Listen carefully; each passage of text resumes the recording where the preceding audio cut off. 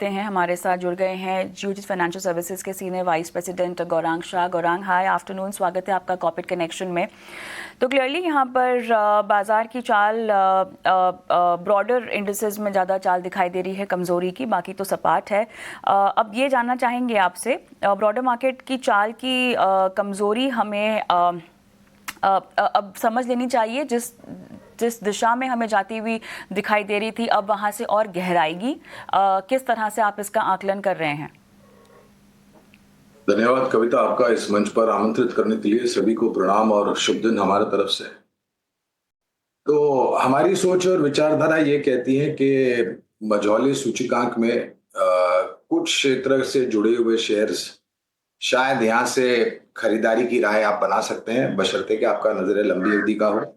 Small cap में कविता थोड़ा बहुत और करेक्शन बाकी है, और वही हम देख रहे हैं आज जिस प्रकार से परिस्थिति है।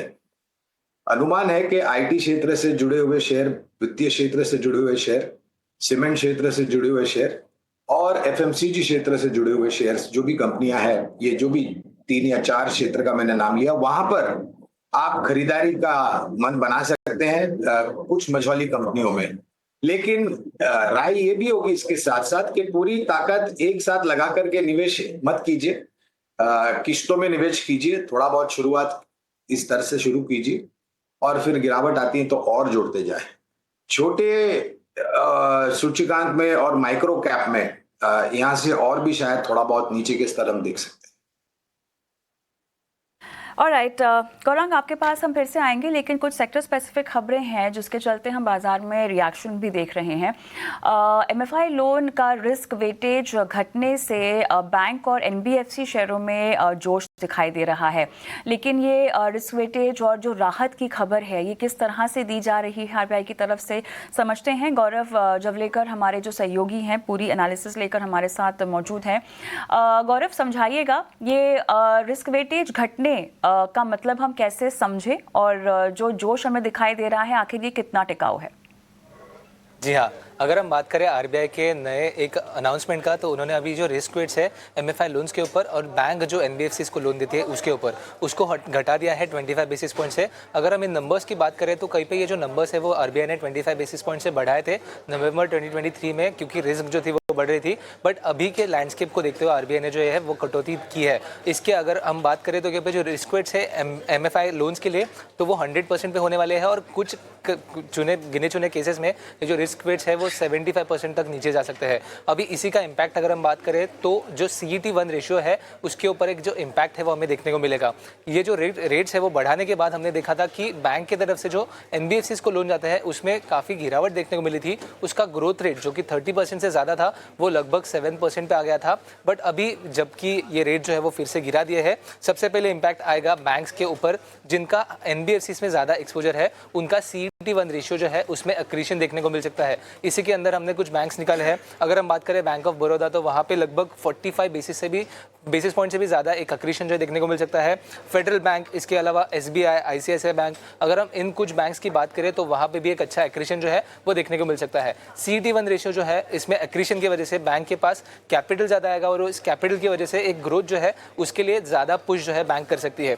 दूसरा इम्पैक्ट जो है वो MFI एक्सपोजर। जैसे हमें पता है कि बंधन bank, IndusInd bank, RBL bank जैसे कुछ बैंक्स थे जिनमें पिछले कुछ क्वार्टर से प्रेशर देखने को मिला था। इसी के साथ साथ जो रिस्क वेट था वो भी आरबीआई ने बढ़ाया था। इसकी वजह से वहाँ पे भी ये जो CET1 रेशियो था वो इम्पैक्टेड था। अभी ये जो 25 बेसिस पॉइंट का फॉल है इसकी वजह से इन बैंक्स में भी CET1 रेशियो में एक बूस्ट देखने को मिल सकता है। इनफैक्ट अगर हम बात करें बंधन बैंक, लगभग 40% से भी ज़्यादा पोर्टफोलियो जो है वो उनका MFI और अनसिक्योर्ड सेगमेंट में है। और इसी डिसीजन के बाद अभी CLSA का मानना यह है कि ये जो CET1 है उसमें 160 बेसिस पॉइंट का एक्रीशन जो है वो देखने को मिल सकता है। इंडसइंड बैंक की भी बात करें तो वहाँ पे भी लगभग 30 बेसिस पॉइंट से भी ज़्यादा एक्रीशन जो है इस डिसीजन की वजह से देखने को मिल सकता है। और इसी के बाद हमने देखा आज के दिन में एक तेज़ी इन सब स्टॉक्स में भी देखने को मिली।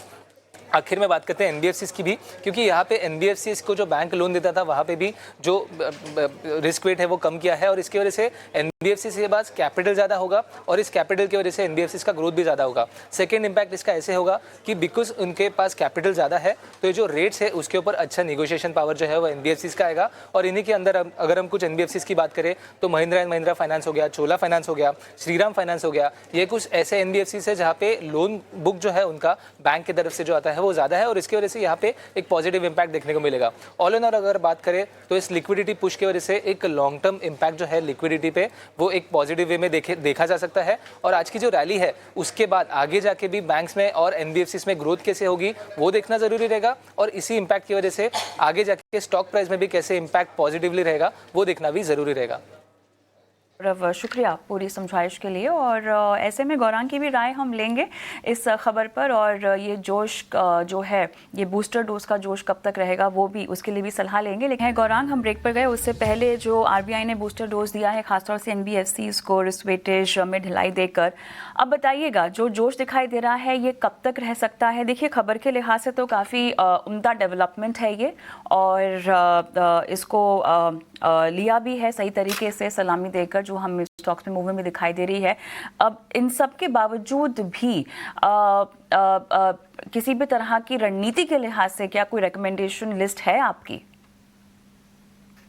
तो कविता, पहले तो मेरे ख्याल से ये परिवर्तन जो भी हुआ है उसको लेकर के थोड़ी थोड़ी नहीं, काफी कुछ राहत नकदी को लेकर के नॉन बैंकिंग फाइनेंस कंपनीज को मिलेगी। और हमने देखा था कि कुछ नामों में, बैंक और एनबीएफसी में दूसरी और तीसरी तिमाही में माइक्रो फाइनेंस सेगमेंट को लेकर के दबाव था, उसके कारण कुछ अनुमान से नीचे आंकड़े आए थे। तो उम्मीद तो यही है, और निरंतर आरबीआई की तरफ से पिछले कुछ समय में नकदी बढ़ाने की बात निरंतर करी है। नाम सुझाव में अगर मैं देना चाहूं तो कई सारे नाम है Kavita, diversified NBFCs, private banks, small and ग्रामीण बैंक जैसे हैं जहां पर छोटे और मझौली पेमेंट बैंक्स है। एक दो नाम अगर आप चाहें तो महिंद्रा एंड महिंद्रा फाइनेंस है, बजाज फाइनेंस है, एल&टी फाइनेंस एंड होल्डिंग है, चोलामंडलम और श्रीराम, ये सब खरीदारी की सूची में है। और ग्रामीण क्षेत्र को ध्यान में रखते हुए एक दो नाम जो ध्यान में आते हैं, जो जहन में आते हैं, वो है क्रेडिट एक्सेस ग्रामीण और एयू स्मॉल फाइनेंस। ये प्रतिक्रिया मेरे ख्याल से लंबी अवधि के लिए सकारात्मक साबित हो सकती है। ऑलराइट, तो ये रणनीति और ये सलाह आपकी तरफ से आती हुई इस पूरे सेक्टर में, बहुत बहुत धन्यवाद। इसी के साथ गौरांग, आपने समय दिया और अपनी तमाम रिकमेंडेशंस दर्शकों को बताई। हम